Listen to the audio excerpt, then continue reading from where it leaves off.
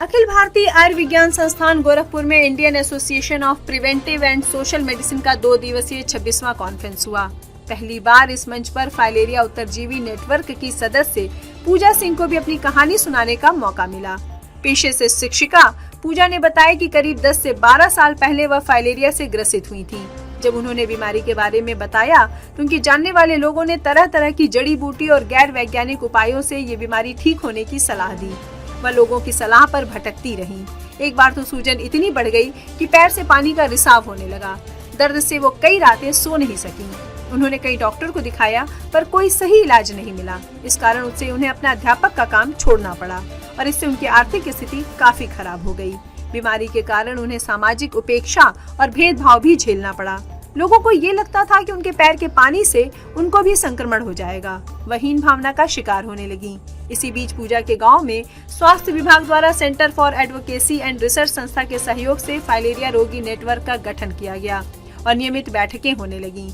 पूजा भी इसमें भाग लेने लगी और विशेषज्ञों से बीमारी के बारे में कई प्रमुख जानकारी ली और देखभाल के तरीके सीखे। इससे उनके मन में सकारात्मकता का संचार हुआ।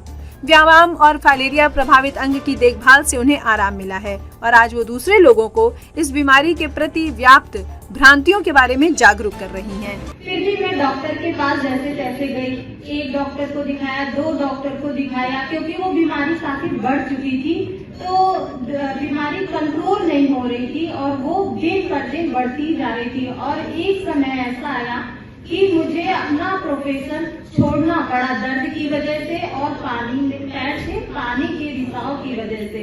और धीरे धीरे मैं घर के अपने सभी काम करने में अक्षम होने लगी और बिस्तर पर आ गई। जब ऐसा हुआ तो और भी मेरी परेशानियां बढ़ गई।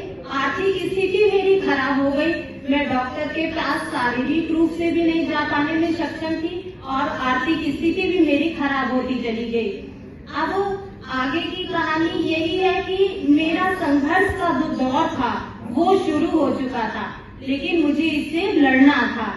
अब धीरे धीरे जब लोगों तक बात पहुंचने लगी कि इनके पानी से पैर से पानी आ रहा है, पैर में बहुत सूजन है, तो जब मैं बाहर कभी आसपास मोहल्ले में जाती, किसी कार्यक्रम में, फंक्शन में जाती, तो लोग मुझसे बचने लगे, मुझे अछूत समझने लगे कि ऐसा ना हो शायद इनके पैर का पानी कहीं मेरे लग गया तो मेरे भी ये फाइलेरिया हो जाएगी।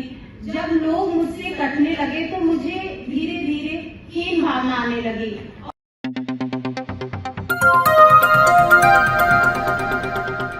बजाओ जरा झूम के बजाओ, बजाओ बजाओ जरा झूम के बजाओ।